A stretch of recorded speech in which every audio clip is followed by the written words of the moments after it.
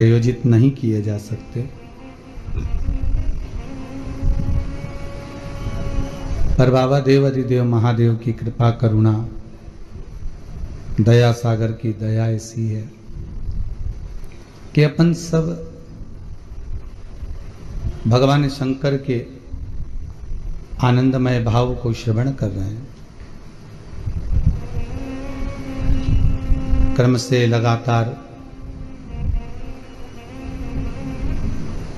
बाबा भूत भावन भूतेश्वर की, भगवान शंकर की पावन कथा कुबरेश्वर धाम की इस पावन धरा से घर बैठकर श्रवण करने का सौभाग्य मिला है।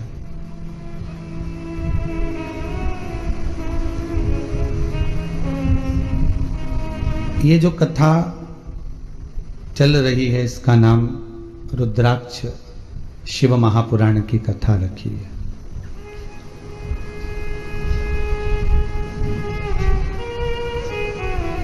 हमें रुद्राक्ष की महत्वता को जानना है।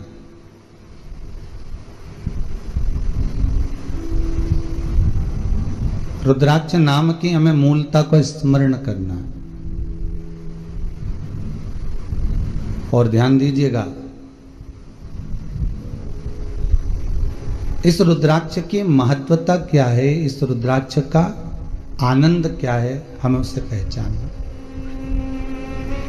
मैं बहुत बहुत साधुवाद देता हूँ स्वर्गीय श्री नारायण दास जी गांधी, स्वर्गीय श्रीमती मोहनी बाई जी, स्वर्गीय श्री श्रृंगारी देवी जी, स्वर्गीय श्री रमेश चंद जी टावरी जी की स्मृति में श्री घनश्याम दास जी उषा जी गांधी, खामगांव महाराष्ट्र से आप हैं।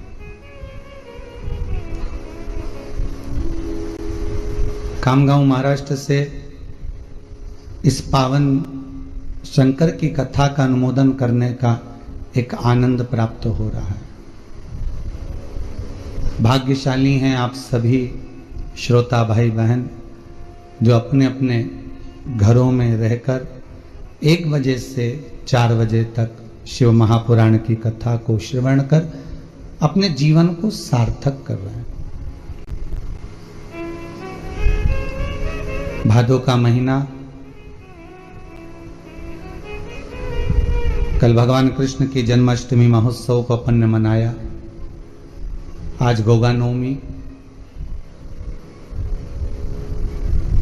संपूर्ण विश्व में, संपूर्ण भारत की धरा पर आज भगवान कृष्ण का नंद महोत्सव मनाया जा रहा है।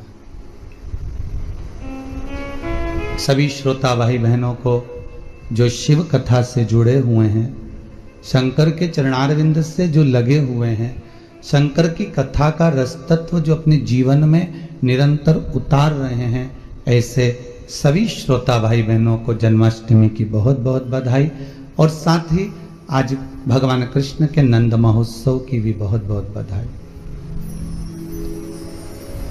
स्मरण कराऊं आपको,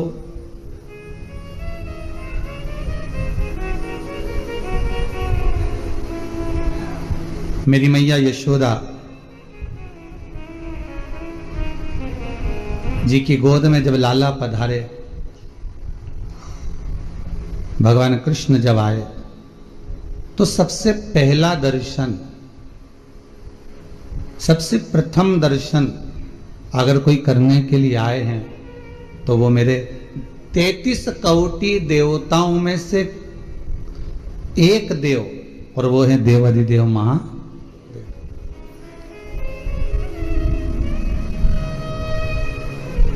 जो भगवान का दर्शन करने के लिए पधारे और पूरे ब्रजमंडल में अलख जगाते हुए कि मुझे लाला का दर्शन करना है, मुझे लाला का दीदार करना है, उसका एक झलक पाना है, उसका एक दर्शन करना है मुझे।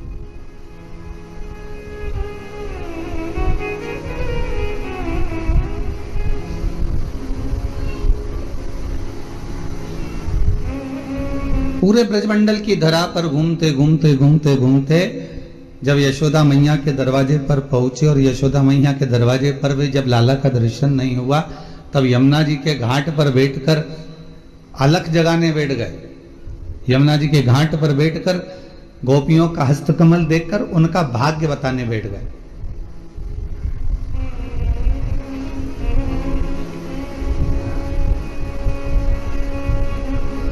अच्छा, इतने सारे देवता सब छोड़कर केवल देवाधिदेव महादेव ही भगवान का दर्शन करने क्यों पधारे? ब्रह्मा जी को भी आना था, इंद्रदेव को भी आना था, वरुण गरुण सारे देवी देवता जितने भी हैं, सारे देव जितने भी हैं, सबको कम से कम पहुंचना तो था।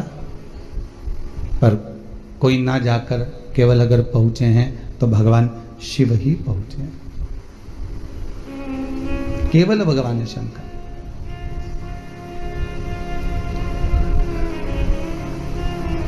क्यों?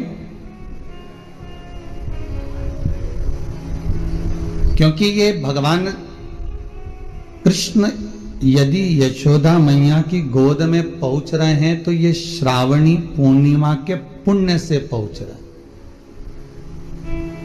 श्रावण का जो महीना है और श्रावण के महीने में जो श्रावण की पूर्णिमा आती है, उस पूर्णिमा पर बहुत सारे ब्राह्मण यमुना जी के घाट पर जाकर श्रावणी कर रहे थे। और यशोदा मैया जी की जो माता जी हैं पाटला देवी, उन पाटला देवी भगवान शंकर की आराधना करती थी, यमुना का गुणगान करती थी, यमुना का स्मरण करती थी और यमुना मैया से हर पल विनती करती थी कि मेरे बेटी, सारी बेटियों के यहाँ मेरे यहाँ संतान है, पर मेरी यशोदा के यहाँ औलाद नहीं है, यशोदा के यहाँ संतान नहीं।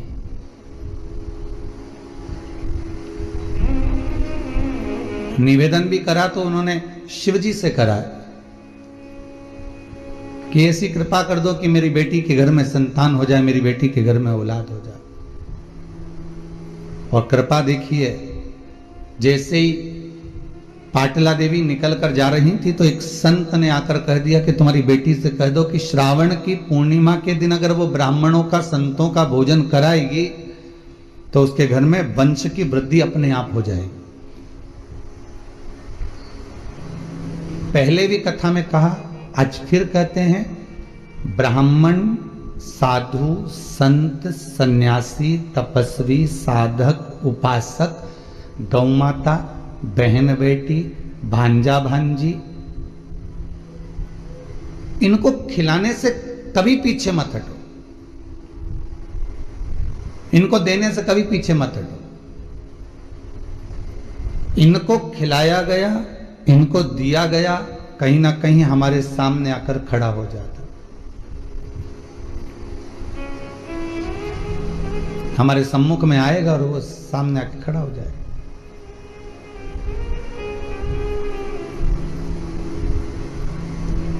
हमारा तो निवेदन रहा है इस व्यासपीठ से, आज फिर करते हैं, मंदिर में दीप लगाओ ना लगाओ, अगरबत्ती लगाओ ना लगाओ, फूल चढ़ाओ ना चढ़ाओ, बेलपत्र चढ़ाओ ना चढ़ाओ, पर शिव महापुराण की कथा कहती है कि किसी भूखे को भोजन जरूर करा। अगर आपने किसी भूखे को भोजन करा दिया है, किसी को पानी पिला दिया है, किसी का आचमन करा दिया है, किसी को कुछ पवा दिया है, तो उसका पुण्य छिन्न नहीं होगा। वो पुण्य आपके खाते में हमेशा रहेगा, हर पल, हर घड़ी, हर क्षण आपके खाते में रहने वाला।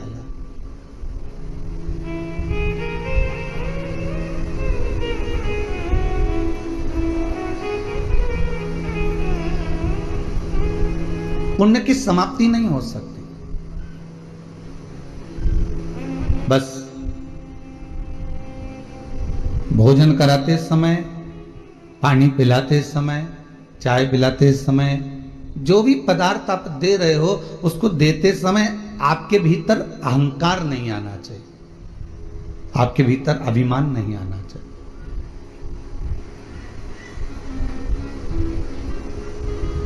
कई बार हम कोई ऐसा काम कर जाते हैं तो हमारे मुख से हम कह जाते हैं, मैंने अगर कर दिया है तो फिर ये बिल्कुल ठीक होगा ही, ये पक्का है, श्रेष्ठ होगा ही, ये पक्का है। कई बार हमारे मुख से कह जाते हैं, हमने करा है ना तो वो गलत हो ही नहीं सकता, वो गलत नहीं होगा। पर शिव महापुराण की कथा कहती है कि मानव तो गलती का पुतला है। अगर मनुष्य गलती नहीं करेगा तो क्या भगवान गलती करेगा? हमारे द्वारा हम अगर कोई गलत कार्य अच्छा भी कर रहे हैं, श्रेष्ठ भी कर रहे हैं, बहुत अच्छे से अच्छा करने का प्रयास कर रहे हैं, उसके बाद भी कुछ त्रुटि रह जाती है। संसार में आए हो तो त्रुटि तो रहना ही है,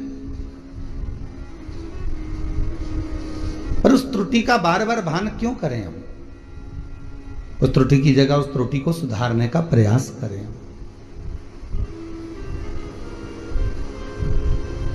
संसार सागर में आकर माना हमने चोरी कर लिया, माना हमने कपट कर लिया, माना हमने झूठ बोल लिया, माना हमने प्रपंच कर लिया, माना हमने कुछ छुपा लिया, माना हमने कोई बेकार कर्म कर दिया, पर उसको सुधारने का भी तो कोई तरीका हो सकता है कि हम भगवत भक्ति में इतने डूब जाएं, हम भगवत नाम में इतने डूब जाएं, हम भगवत स्मरण में इतने डूब जाएं कि जो हमारा पूर्व का किया हुआ कर्म है उसको काट दिया जाए।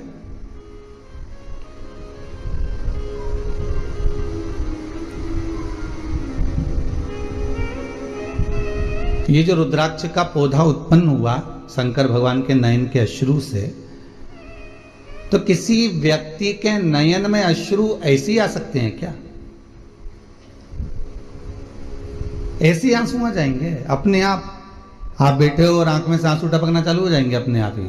अरे या तो ऐसे टपकेंगे भी ना तो कोई हवा लग गई होगी, किसी का टल्ला लग गया होगा, कुछ सामान लग गया होगा, कोई वस्त्र लग गया होगा, तो आंसू गिर जाए तो बात दूसरी, आंखों से पानी आ जाए तो बात दूसरी। या हो आंसू आने का दो कारण, एक तो बहुत खुशी हो तो हृदय प्रफुल्लित होकर भी आंखों में अश्रु आ जाता है, और अगर हृदय में दुख हो तो भी आंसू आ जाता है, तो भी नैनों से जल बह जाता है। हम इतने बार कथा को सुने, हर बार हमने कथा में सुना कि माता पार्वती के नयन अश्रु से बेलपत्री का पौधा उत्पन्न हुआ। बोलो सही है कि गलत है? आपने सुना ना कथा, शिव महापुराण में भी लिखा हुआ है, लिंग पुराण में भी वर्णन है, स्कंद पुराण में भी वर्णन है कि पार्वती जी के नयन अश्रु से, माँ जगत जननी के नयन अश्रु से बेलपत्री का पौधा हुआ, और शंकर भगवान के नयन अश्रु से रुद्राक्ष का पौधा हुआ। तो अब ये विचार करा जाए कि शंकर भगवान को ऐसी कौन सी विपदा पड़ गई थी, शंकर भगवान को ऐसी कौन सी प्रसन्नता मिल गई थी, शंकर भगवान को क्या प्राप्त हो गया था जो शंकर भगवान के नयनों से अश्रु गिरा?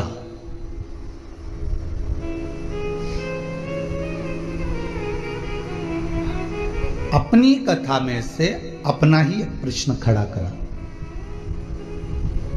आप भी कभी कभी अपने मन में एक प्रश्न खड़ा कर, आपके मन में आया कि नहीं आया वो हमें नहीं मालूम,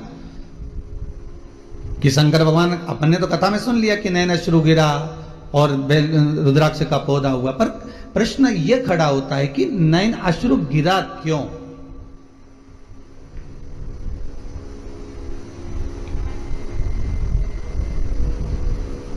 नैनों से आंसू, यहाँ यशोदा मैया की जो माता जी हैं पाटला देवी, इनकी आंखों से आंसू गिर रहा था। क्यों गिर रहा था? क्योंकि उनकी बेटी के घर में बच्चे नहीं थे।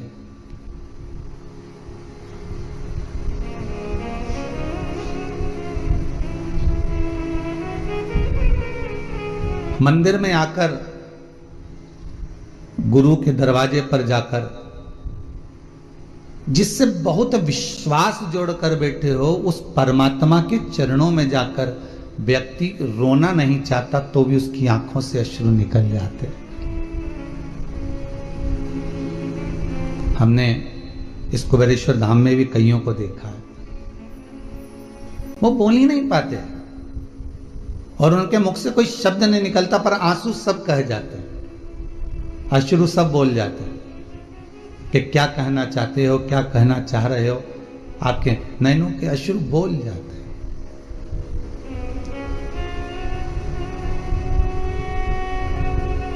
यशोदा मैया की माता पाटला देवी ने संतों से यह नहीं कहा कि मेरे घर में बेटी के गर्भ में संतान नहीं है, वो तो बस पूजन कर कर आ रही थी और नैनों से अश्रु बहाती हुई आ रही थी। तो संत ने पूछ लिया, क्या बात है, तुम्हारे नैनों से अश्रु गिर रहा है, अब बताएं क्या? अश्रु ही तो सब बोल रहे हैं ना। अगर हृदय में थोड़ा सा गम होगा, दुख होगा, तो ही तो आंसू निकलेंगे।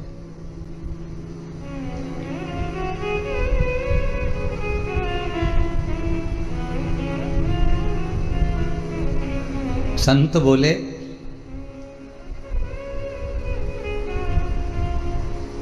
अगर नैनों में अश्रु हैं तो अपने परिवारजन को, अपने कुटुंबजन को, अपने हितैषियों को क्यों नहीं बोलते कि आपको तकलीफ है, आपको अश्रु आ रहे हैं। पाटिला देवी ने एक बात, माता यशोदा की माता जी ने एक बात बहुत सुंदर कही है, संसार वाले तो आंसू देखकर पोंछ तो देंगे, मना नहीं है, पर जाते जाते कोई शब्द एक ऐसा और कहकर चले जाएंगे, फिर आंसू निकलना प्रारंभ हो जाए।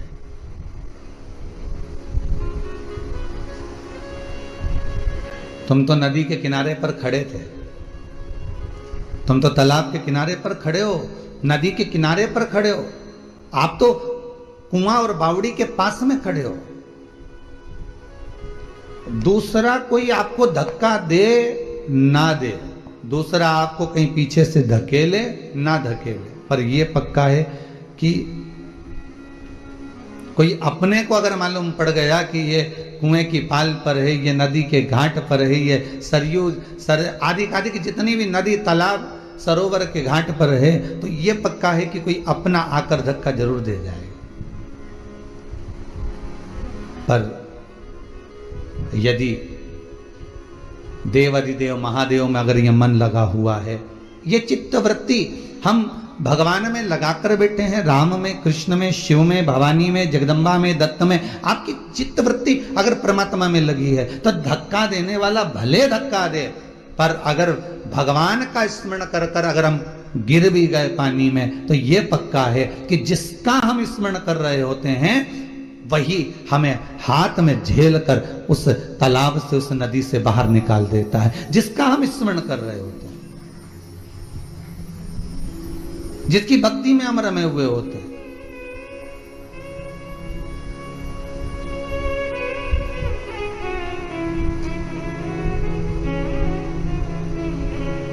महाराज वो कहते ना, ले ले हरि का नाम नहीं, यही एक तरने का उपाय है, यही है कि ले हरि का नाम यूं ही तर जाएगा। केवल भगवान के नाम से कलियुग केवल नाम आधारा, ले हरि का नाम यूं ही तर जाएगा। धन दौलत और माल धरारे जाएगा। संपूर्ण साधन जितने भी रखे हुए हैं, संपूर्ण व्यवस्थाएं जितनी रखी हुई है, ये सब रह जाने वाली है, पर जो साथ जाने वाला है वो भगवान का नाम, इसके सिवाय कुछ भी नहीं। और हमने करा भी क्या, वस्तु तो बटोरी, नाम छोड़ दिया।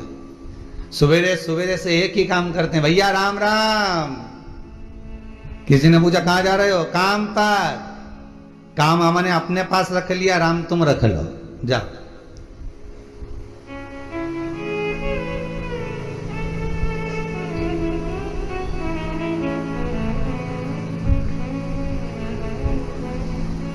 और अगर आप कभी अपने भी प्रयास करा होगा, कोई कोई व्यक्ति जो भगवान की कथा नहीं सुनता, जो भगवान के मंदिर नहीं जाता, जो देवालय नहीं जाता, जो धर्म सत्कर्म नहीं करता, कभी कभी आपने भी प्रयास करा होगा उसको बोलने का, क्यों मंदिर नहीं जाती, 1 बजे से कथा आ रही है, रुद्राक्ष शिव महापुराण की कथा चल रही है, सुनो कथा को,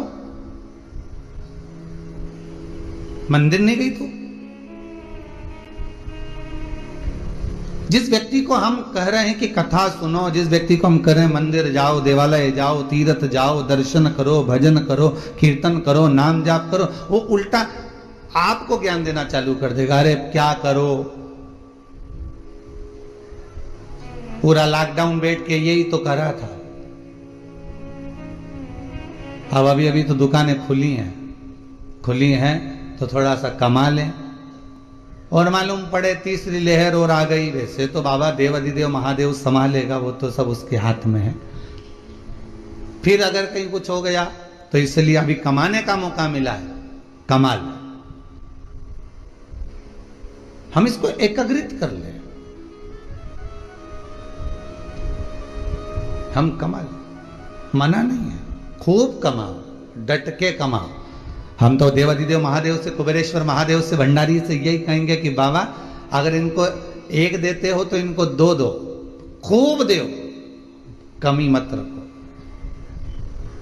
पर देने के साथ में इनका मन थोड़ा सा बड़ा करते चले जाना, क्योंकि बिल्डिंग जैसे जैसे बनती चली जाती है, मकान, बंगला, गाड़ी जैसे जैसे बढ़ते चले जाता है, वैसे वैसे व्यक्ति का दिल, मन थोड़ा कंजूसड़ा होते चले जाता है, थोड़ा चित्तवृत्ति थोड़ी कम होती चली जाती।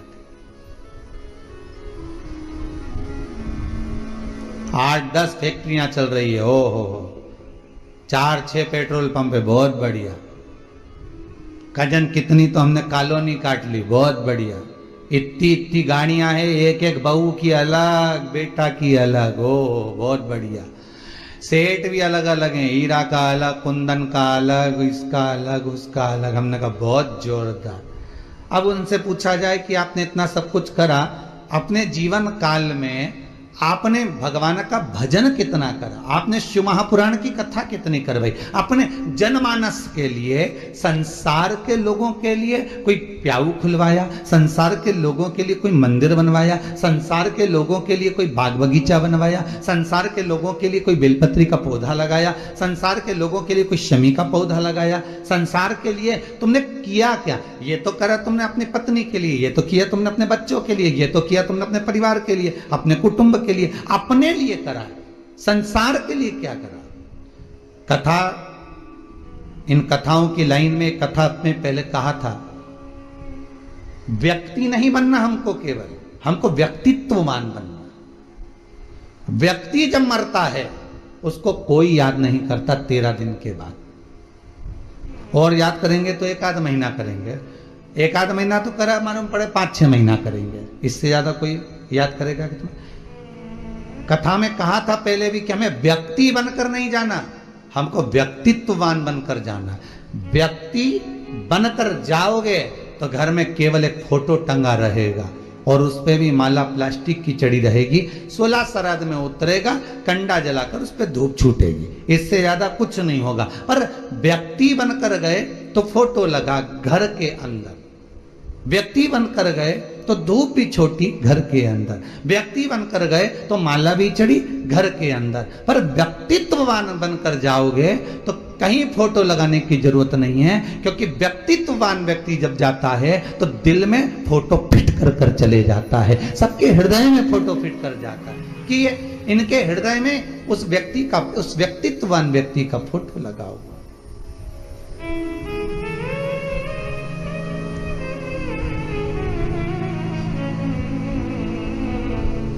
मैं धन्यवाद दूंगा श्री घनश्याम दास जी, श्रीमती उषा जी गांधी, खामगांव महाराष्ट्र को, कि धन का सही उपयोग यही है और मन का भी सही उपयोग यही है।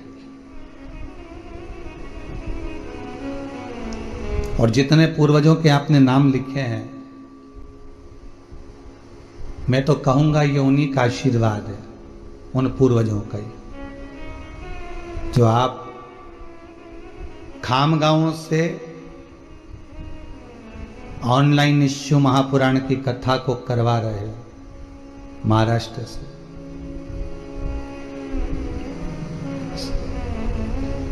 जैसे उदर तृप्ति के लिए भोजन जरूरी है, आत्मा की तृप्ति के लिए शिव महापुराण बहुत जरूरी है। अभी इस रुद्राक्ष शिव महापुराण के पहले जो शिवपुराण हुई थी वो व्रत शिवपुराण हुई थी। कई माताओं ने इतने मैसेज भेजे हैं, कई ने व्हाट्सएप पर, कोई ने काय पर लिख लिख कर भेजा, हमें पूजन का विधान मालूम पड़ गया, हमें उद्यापन क्या होता है यही नहीं मालूम था।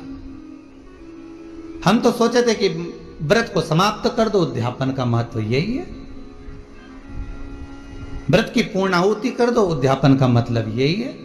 हम तो ये सोचते थे कि कोई अनुष्ठान पूरा हुआ तो उद्यापन कर देना, पर मालूम ये पड़ा कि उद्यापन करने के बाद उस वस्तु पर सील, उस व्रत पर, उस उपवास पर सील ठप्पा लग जाता है कि अब ये तुम्हारा हो गया। हमको ये नहीं मालूम था कि ये व्रत अब हमारा हो गया, हम तो उद्यापन कर देते थे।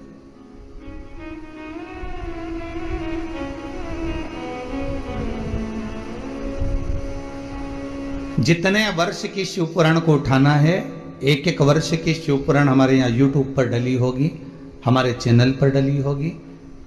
उठा उठा कर आप सुनते जाना। प्रत्येक शिव पुराण में आपको कुछ ना कुछ सीखने को मिलेगा, जो हमारी जिंदगी को संवारने के लिए, जो हमारे जीवन को सुधारने के लिए।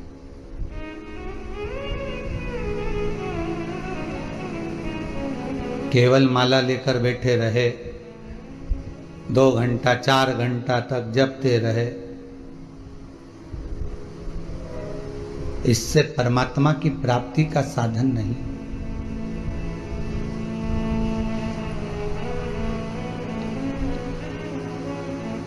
आज जन्माष्टमी का दूसरा दिन है, नंदोत्सव है। एक बात कहना चाहूंगा आपको, थोड़ा सा भले बुरा लगेगा पर शायद किसी को अच्छा भी लग सकता है, पर कहने में नहीं चूकूंगा। हमने देखा है माताएं, पुरुष वर्ग अपने घर घर के ठाकुर जी को लेके डलिया में जाते आते रहते हैं। आपने भी दर्शन किया होगा। घुमाओ, मना नहीं है, ठाकुर आपका है, आप ठाकुर के हो। पर भगवान को, ठाकुर को जैसी रहने की आदत है राजसी ठाट में, उसको अपने घर में रखकर राजसी ठाट दीजिए। डलिया में लेकर यहाँ चले गए, वहां चले गए, यहाँ रख दिया, वहां रख दिया, तो कहते हैं हमारा पुत्र है, हमारा बेटा है, हम उसको परिवार का अंग समझते हैं, हम परिवार का एक व्यक्ति समझते हैं। हम मना नहीं करेंगे, आप समझो। फिर परिवार के व्यक्ति के लिए जैसे व्यवस्था करते हो वैसा करो। जैसे पति तुम्हारा जब मायके आता है, तुम्हारे मायके में तुम्हारा पति आता है तुमको लेने के लिए, तो बोलो व्यवस्था करती हो कि नहीं करती? मम्मी आज वो आ रहे हैं, खसखस का हलवा बना लेना। मम्मी आज वो आ रहे हैं, उनको दाल बाटी पसंद है, बना लेना। मम्मी आज वो आ रहे हैं, ऐसा काम करना कि सुबह पोहा बना लेना, शाम को आलू बड़ा बना लेना, और सुनो सुबह सुबह का भोजन ऐसा बना लेना। बोलो करवाते हो नहीं करवाते? तुम्हारे ससुराल वाले तुम्हारे मायके में जब आते हैं तो तुम कितनी व्यवस्था करते हो, और ठाकुर जी को लेकर तुम यहां वहां चले जाते हो, घूमते रहते हो, तो वो ठीक नहीं। भगवान को अपने हृदय के साथ में उसको राजसी ठाट दीजिए। वृंदावन में रहे तो ब्रज के राजा बनकर रहे हैं मेरे ठाकुर, और द्वारका में रहे तो द्वारका के राजा बनकर रहे हैं मेरे ठाकुर।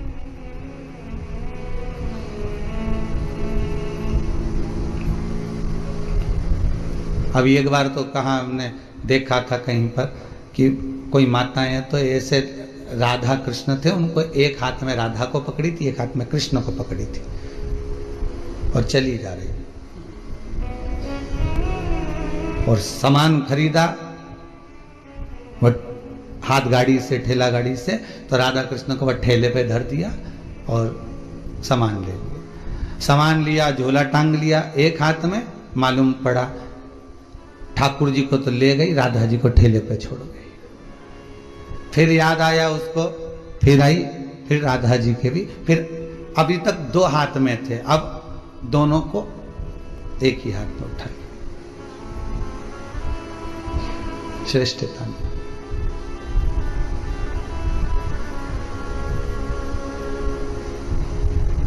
अगर हम ही हमारे ठाकुर को इस तरह से रखेंगे तो जनमानस क्या सोचेगा? आपकी भक्ति है, इस व्यासपीठ से आपकी भक्ति को मैं नमन करता हूं। आपकी भक्ति है, आप भगवान से स्नेह करते हो, मैं आपको प्रणाम करता हूं कि आपके बराबर दुनिया में कोई नहीं प्रेम करता होगा, स्नेह करता होगा ठाकुर से। पर निवेदन है, उस लाडले को लाड लड़ा कर रखिए, हृदय से लगा कर।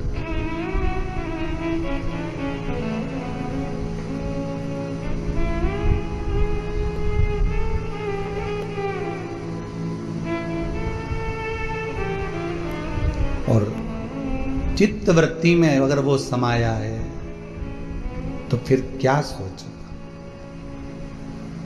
किसी एक माता जी ने पूछा था, क्या शंकर भगवान का शिवलिंग घर में रखना जरूरी है? मेरा पति कह रहा है कि शिवलिंग नहीं रखूंगा, मैं कह रही हूं कि मैंने शिव पुराण सुनी है तो शिवलिंग घर में रखूंगी। बहू भी मेरा साथ दे रही है, बेटा भी मेरा साथ दे रहा है, पर मेरा पति मना कर रहा है। तो हमने उस माता जी से एक ही बात लिखकर भेजी कि मां, आपसे निवेदन है कि अगर आपका पति मना कर रहा है शिवलिंग रखने को तो मत रखो। हृदय में तो शिव है ना, श्वासों में तो शिव है ना, धड़कनों में तो शंकर है ना, रोमावली में शंकर समाया हुआ है। 3.5 करोड़ रोम छिद्र जो ये मनुष्य के शरीर में है, हर एक रोम के अंदर शंकर ही तो है, शिव ही तो है।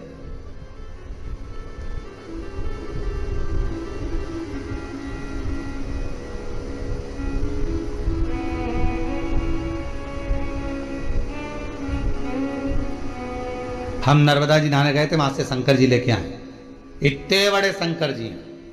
गुरु जी बताओ कहां रखे? हमने कहा लाने का कौन ने बोला था तेरे को? और इतने बड़े लेके आई है तो कोई मंदिर के लिए लाई होगी ना? नहीं, वो तो सब ले जा रहे थे तो हमने कहा हम भी ले चले। अच्छा, शिव पुराण कह रही है एक छोटा सा, छोटा मात्र एक तिल बराबर का भी अगर कंकर है तो वो शंकर है। आप उसमें तो भगवान का दर्शन करिए, आप उसमें तो भगवान का दीदार करिए।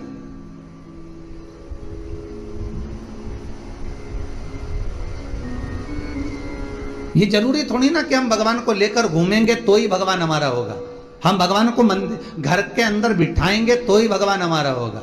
किसी किसी के यहाँ शादी में, ब्याहों में लड्डू गोपाल देते हैं कन्यादान में। अब लड्डू गोपाल जी दे तो देते हैं वो कन्यादान में। अब ईमानदारी की बात है, वो लड्डू गोपाल जी को कन्यादान में किया तो जितने भी लोग उनको लेके गए तो वो जो बर्तन नहीं होते नहीं कन्यादान के, ने हंडा ने, बाल्टी ने, टंकी ने, सब सामान वो उसी में वो डाल के ले गए। अरे बोलो तो सही है कि गलत है? उसी उनने तो उसको बर्तन समझा, उसी में डाल के ले गए। अब जब शादी हो गई, रिसेप्शन हो गया, 15-20 दिन हो गए, बर्तन का बोरा अभी तक नहीं खुला। 1-1.5 महीना बाद जब बर्तन का बोरा, और अभी भी सास ने कह दिया पड़े रहने दो, इतने तो बर्तन पड़े, करेंगे का? तब बहू ने कहा हो सकता है हमारी मम्मी ने हमको भगवान दिए थे, इसमें पड़े होंगे, जरा देख लो ना। मतलब पड़े होंगे, रखे होंगे नहीं, पड़े होंगे, जरा देखो। फिर बर्तन निकाले, उसमें से भगवान निकले। फिर विचार करा, अब हमारे यहाँ तो पहले से ही बड़ी बहू का भी रखा है, हमारी अम्मा का हाथ का रखा है, 2-2 तो पहले से रखे थे, अब ये छोटी बहू के भी आ गए। अब इनके कहां रखेंगे तीसरी जगह में, बताओ जरा। तो पहले बेटी के माता पिता को पूछना था कि आपके घर में जो ठाकुर जी बैठे हैं, हम उनका कोई श्रृंगार बनवा दें, हम उनके चांदी का कोई आभूषण बनवा दें, हम कोई स्वर्ण का आभूषण बनवा दें, या आपके ठाकुर जी को हम छोटी सी चांदी की गाय दान दे देते हैं, आपके ठाकुर जी को हम बंसी बनवा देते हैं, आपके ठाकुर जी को हम पैजनियां बनवा देते हैं, आपके ठाकुर जी को हम कर्णफूल बनवा देते हैं, आपके ठाकुर जी को हम कुछ ऐसा देना चाहते हैं, हमें बता दो, क्योंकि हम अलग से ठाकुर जी देंगे तो मां रखने की जगह तो वैसे ही नहीं होगी, सेवा करे ना करे ठाकुर जी इधर उधर, तो हम तो आपके ही ठाकुर जी को कोई ऐसा स्नेह तुल्य चीज प्रदान कर दे।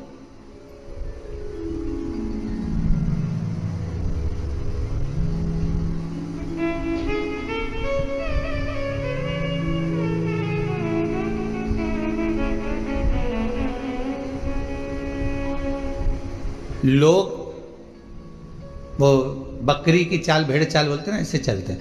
पहले क्या होता था, जब बुलावा होता था, किसी के यहाँ शादी हो, मंडप हो, ब्याह हो, तो उसमें जो गिफ्ट आइटम बंटते थे ना, तो एक जैसा इन्होंने पानदान बांटा, तो पानदान ही चलेगा। एक जगह की शादी में गए, वहां पे भी पानदान मिल गया, दूसरे की शादी में गए, वहां भी पानदान मिल गया, तीसरे की शादी में गए, वहां भी पानदान मिल गया, चौथे के यहाँ गए, वहां भी पानदान मिल गया। इतना पानदान घर में इकट्ठा हो गया और अभी तक पेटी में पड़ा है। कई कई का तो काला पड़ गया। अब निकाल लूंगी दिवाली पे, जब ये बेकार हो जाएगा। अब वो ही इतना चल रहा है कि वो निकालने का फुर्सत ही नहीं मिल रहा।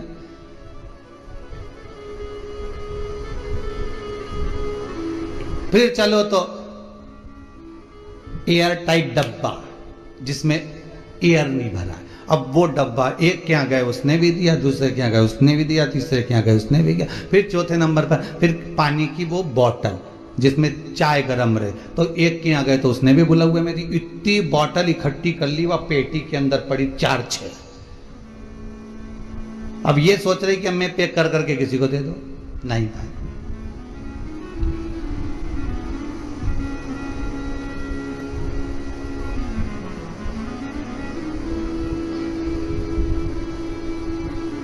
उसको जो अच्छा लगता है वो आप दीजिए।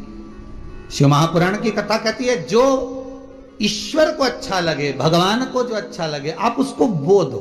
भगवान को क्या अच्छा लगता है? भगवान को आपका धन अच्छा लगता है, दौलत, संपदा? भगवान को आपकी प्रॉपर्टी अच्छी लगती है? नहीं। भगवान को आपका सोना, चांदी, हीरा, पन्ना कुछ भी अच्छा नहीं लगता। भगवान कहते हैं ये तो सब मेरे चरणों की धूल है। तुम मेरे पास में आते हो, आते ही काय को? मेरे चरणारविंद की रज लेने के लिए। रज मतलब भगवान के चरणों का थोड़ी सी धूल अगर मिल जाएगी तो जीवन सार्थक। मेरे पास क्यों आए हो? मेरे पास तो अगर आए हो, कुछ देना चाहते हो तो केवल मुझे दे रहे हो, तो मुझे जो प्रिय है वो दीजिए। तो भगवान को प्रिय क्या है? तो कहा मुझे प्रिय है बस तेरा भजन, मुझे प्रिय है तेरा स्मरण। तेरे हृदय से तू भगवान का नाम ले ले, श्री शिवाय नमस्तुभ्यम बोल ले। बाबा कहते हैं बस मैं तेरा हो गया, तू मेरा हो गया।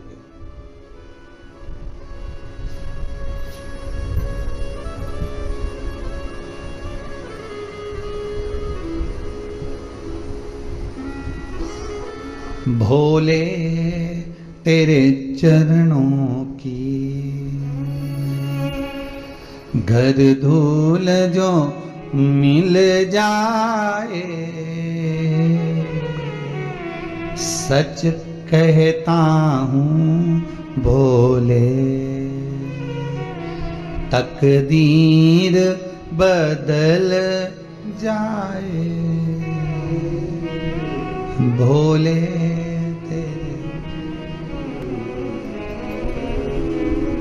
ये मन बड़ा चंचल है, कैसे तेरा भजन करूं।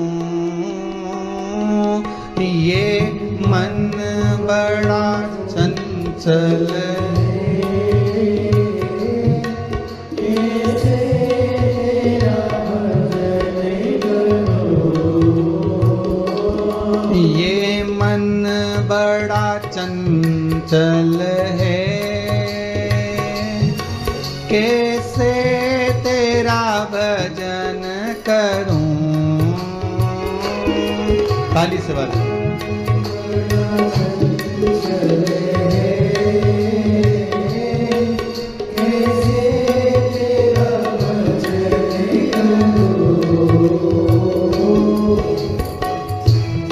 बाबा जितना इसे समझाऊं, जितना इसे समझाऊं, जितना इसे समझाऊं, जितना इसे समझाऊं, उतना ही मचलता है, जितना इसे समझाऊं।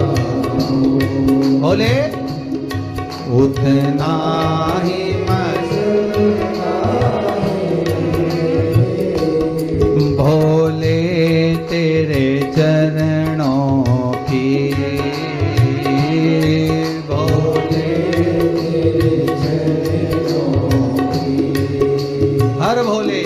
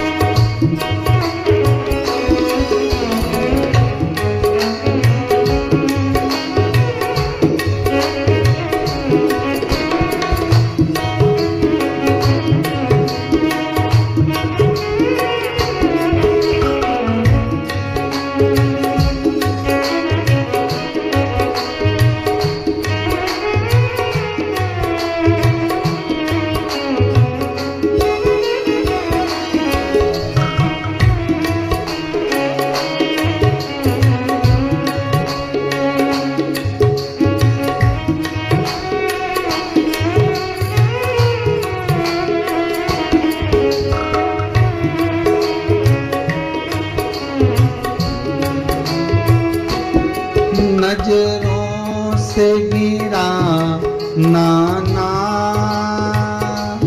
चाहे जितनी सजा देना। नजरों से गिरा नाना, चाहे जितनी सजा देना। नजरों से गिरा चाहे जितनी सजा देना। नजरों से गिराना शंभो,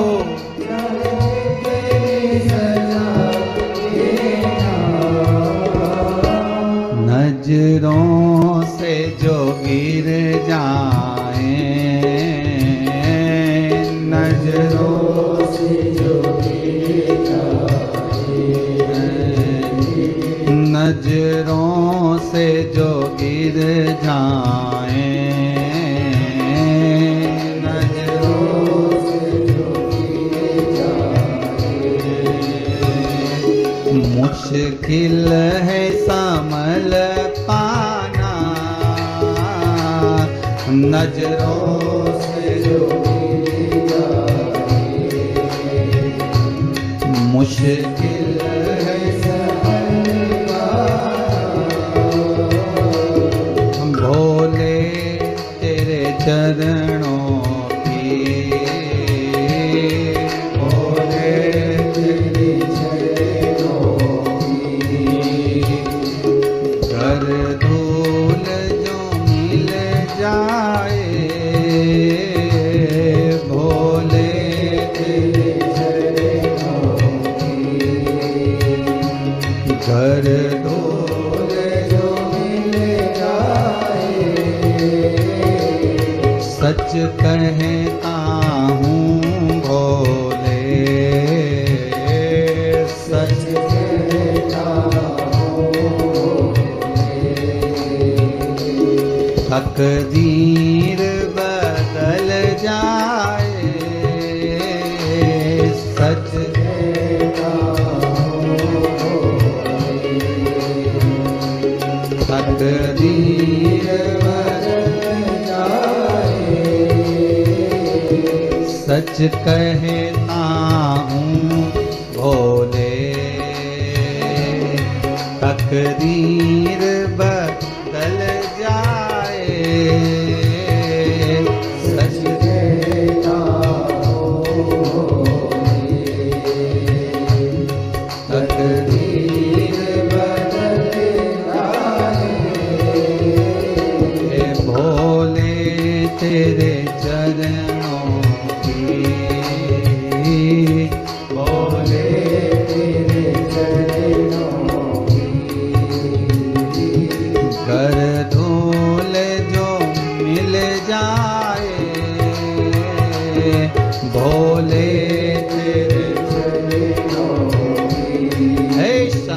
है त्रिकाल दर्शित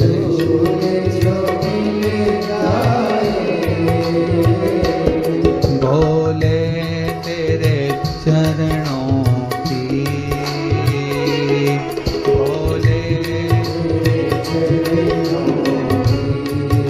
हे शंकर करुणा सागर, आपके चरणारविंद की मात्र रज मिल गई तो मेरा जीवन तो वैसे ही सार्थक हो गया। रिटर्न बढ़ गया, मेरा जीवन तो वैसे ही सार्थक हो गया। उसकी सार्थकता, उसकी आनंदता, उसकी उमंगता आपके चरणारविंद की रज से है, चरणों की रज। ये जरूरी नहीं है कि घर में शिवलिंग होना बहुत जरूरी है। हम तो कहेंगे शिवलिंग है आपके घर में, अच्छी बात है, सेवा करो, चाकरी करो, दर्शन करो, कथा स्मरण करो, पूजन करो, पाठ करो। शिवलिंग लाने का मन है आपका तो हम तो करबद्ध हाथ जोड़कर निवेदन करेंगे कि शिवलिंग भी लाना तो ऐसा लाना कि जिस पर कोई वस्तु आप समर्पित कर दें तो उसको पा लें। जैसे नर्मदेश्वर शिवलिंग, नर्मदा जी के जल से निकला हुआ शिवलिंग ऐसा होता है कि उस पर कुछ भी चढ़ाकर आप खा सकते हो, कुछ भी समर्पित कर कर आप पा सकते हो। बाकी के जितने शिवलिंग हैं नर्मदेश्वर को छोड़कर, उनको अगर कोई वस्तु टच हो गई तो उसको आप पा नहीं सकते। फिर वो बैरागी, त्यागी, साधु, सन्यासी, तपस्वी, साधक, उपासक के लिए रहेगा, वो फिर आपका पाने के लिए नहीं रहेगा। वो संत के लिए, साधु के लिए, जिसने अपना घर गृहस्थी परिवार सब छोड़ दिया हो, फिर वो उसका है, फिर उसके लिए। और अपन तो गृहस्थी हैं, घर में रहने वाले हैं। कभी कभी शंकर भगवान का स्नान कराएंगे, अभिषेक करेंगे तो दूध दही का पंचामृत चरणामृत भी ले लेंगे। अपन तो गृहस्थी है।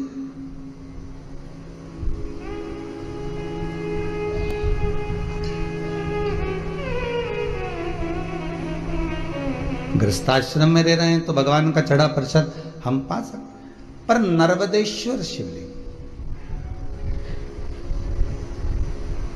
इसलिए भगवान भूतधिपति भूतेश्वर भगवान शंकर को जो भोग लगाया जाता है, सामने थाली रख दी जाती है सम्मुख में, बाबा के सामने, स्पर्श नहीं हुआ है उसका, दूर रखिए, उसको आप पा सकते हो। यदि स्पर्श हो गया तो फिर किसी साधु को, किसी सन्यासी को, किसी तपस्वी, किसी साधक, किसी उपासक को दिया जाए, जिसने अपना घर परिवार सब छोड़ दिया। रुद्राक्ष शिव महापुराण की कथा चल रही है। भगवान के आंख से आंसू क्यों गिरा, बात वहां पहुंचना। तब रुद्राक्ष का पौधा उत्पन्न होगा, तब जाके रुद्राक्ष उत्पन्न होंगे, एक मुखी से लेके 14 मुखी तक। फिर उसका वृत्तांत वर्णन कई कई जगह पर देखने को मिलता है कि इतना बड़ा रुद्राक्ष, उस पर शेषनाग भी बना है, उस पर शिवलिंग भी बना है। तो ये हमको दिया था, बहुत महंगा लेकर आए। तो ये रुद्राक्ष पर शिवलिंग नहीं होता, शिवलिंग की आकृति शंकर खुद अपने आप बनाता है। उसको घिसकर या सांप को छीलकर या बनाकर ये नहीं बेचा।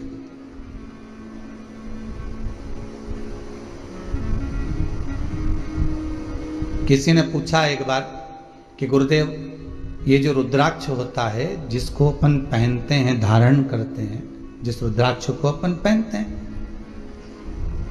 इसको सिद्ध करने का तरीका क्या है?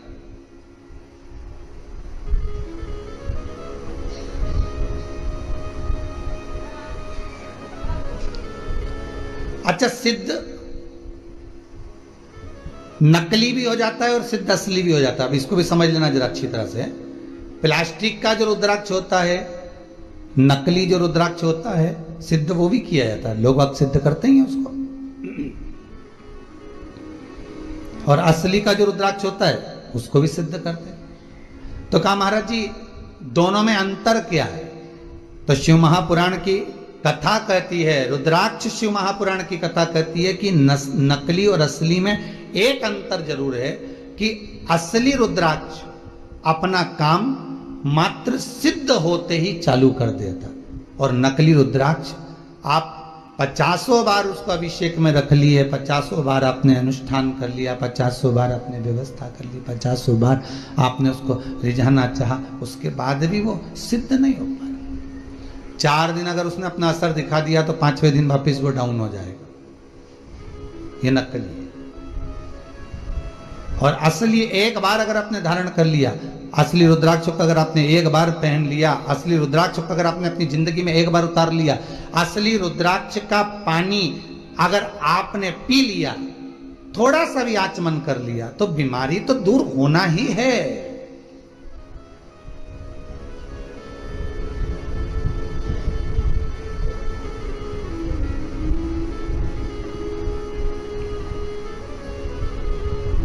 नकली और असली में अंतर यही है। असली रुद्राक्ष को तो सिद्ध करने का एक ही तरीका, जो 14 मुखी तक रुद्राक्ष का जो मंत्र दिया गया है, उस मंत्र का स्मरण कर लो, उस मंत्र का जाप कर लो, उस मंत्र का भगवती स्मरण कर लो। और अगर वो भी नहीं कर सकते तो क्या लिखा है शिव महापुराण में? जिस रुद्राक्ष को आप सिद्ध कर रहे हो, रुद्राक्ष आपके घर में जो रखा हुआ है, उसको सिद्ध करने का एक तरीका और वर्णन किया। 108 बेलपत्र, बेलपत्र की बीच वाली पत्ती, उस पत्ती पर भगवान शंकर का ओमकार, ओम संबोधन चंदन से लिखा, उसको रखते जाइए। 5 बेलपत्र नीचे रख दिए, उसके ऊपर रुद्राक्ष रख दिया। उसके बाद में बाकी की जो 108 बेलपत्र है, आप जो गिनती की चढ़ा रहे हैं, वो उसके ऊपर केवल ओम नमः शिवाय बोलकर भी समर्पित करेंगे। 5 दिन तक ऐसे कैसे ही रखे रहने दोस्त। बस इतना जरूर करना कि उसके सामने कपूर जरूर जलाना, थोड़ा सा कपूर, अर्थात अपन जलाने का मतलब है कि कपूर की आरती कर लो।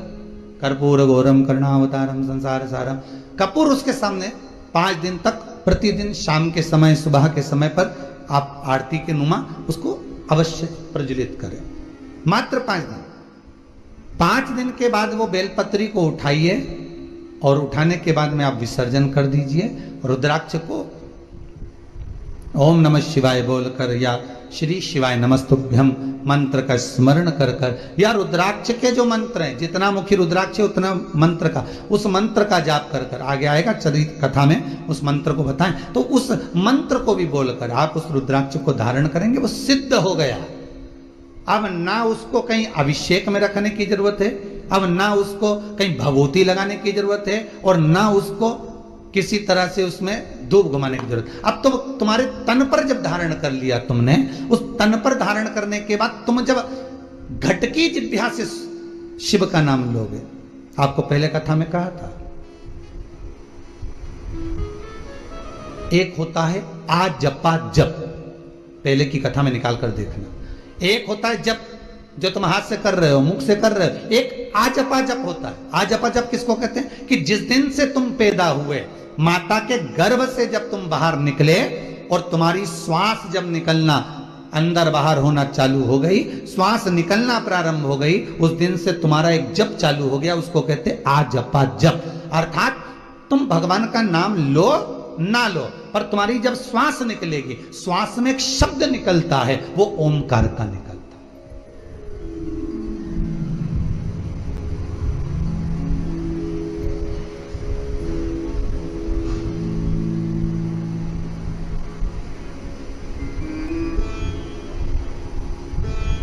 अब एक बार कथा में कह दिया कि ये श्वास निकली है तो इसमें शब्द भगवान का निकला है, तो कहे रात को जो सोते हैं और घुर्राटा भरते हैं उनका क्या होगा? है? रात को सोए और घुर्राटा भर रहा है, तो वो भी तो श्वास निकल रही है। तो हमारा निवेदन है, कभी कभी शंकर भगवान रुद्र रूप भी ले लेते हैं, ये तो रूप पर आधारित है। कभी कभी शिव रुद्र रूप पे गए।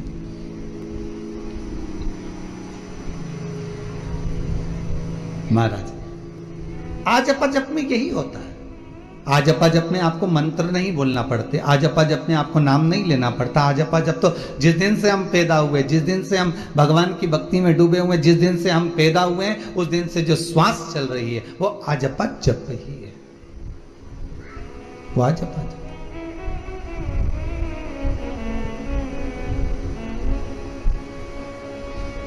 श्वास श्वास में ओम रटो, वृथा जन्म मत खोए, ना जाने इस श्वास का फिर आवन होए ना होए।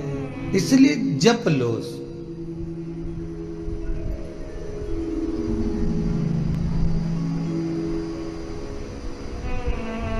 तो रुद्राक्ष जब हम गले में धारण कर लेते हैं,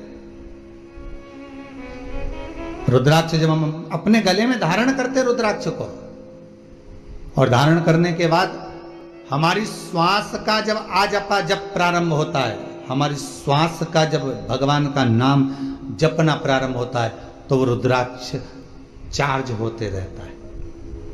रुद्राक्ष को फिर अलग से कहीं ले जाकर सिद्ध कराने की जरूरत नहीं है, वो चार्ज होता रहता है, चार्ज होता है।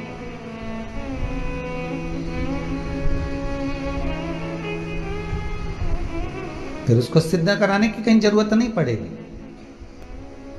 फिर वो चार्ज हो रहा है अपने आप,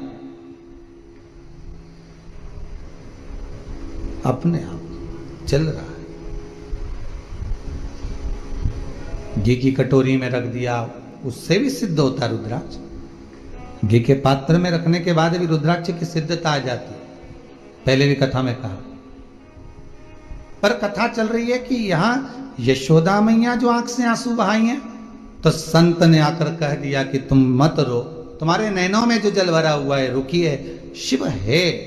आप श्रावणी की पूर्णिमा के दिन, श्रावण की पूर्णिमा के दिन जब संत आए तो आप उनको भोजन करा दो, उसका फल मिल जाएगा। और यशोदा जी के यहाँ लिख कर भेज दिया पाटला देवी ने, और यशोदा जी ने फिर भोजन करने बुलाया। संत ब्राह्मण जब भोजन करने के लिए बैठे, और बैठने के बाद जब यशोदा जी खीर देने के लिए आई, सिर पे इतना घूंघट डला हुआ था, इतना घूंघट यशोदा मैया डाली हुई थी, हाथ में बड़े बड़ा चुड़ला पहनी हुई थी, पांव पैजनिया कमर करदनी माता यशोदा पहनी हुई थी, सिर पर सुंदर माँ यशोदा बौर पहनी हुई थी, मुख दिख नहीं रहा था माता यशोदा, क्योंकि घूंघट इतना था।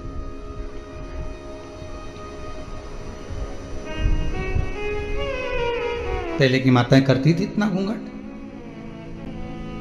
पहले चलता था इतना घूंघट, अब तो धीरे धीरे धीरे धीरे धीरे यहाँ से यहाँ गया, यहाँ से यहाँ गया, यहाँ से यहाँ गया, बच्चा कुच्चा था यहाँ आ गया, गया।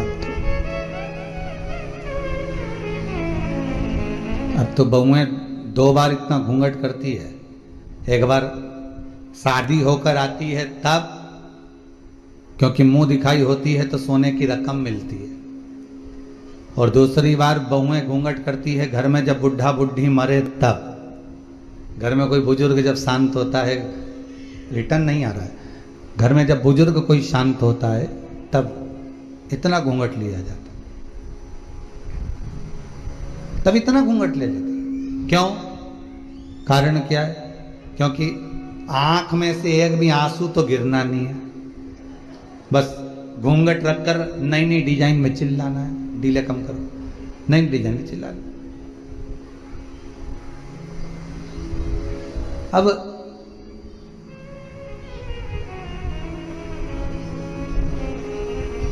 लोगों को भी लगे इतना घूंघट करके रो रही, कितने अच्छे संस्कार हैं इसके, परंतु मेरा कहना है, ये कहने वाले तो कहते थे, पर जब अम्मा जिंदा थी और तब आके देखती तो घूंघट यहाँ मिलता, यहाँ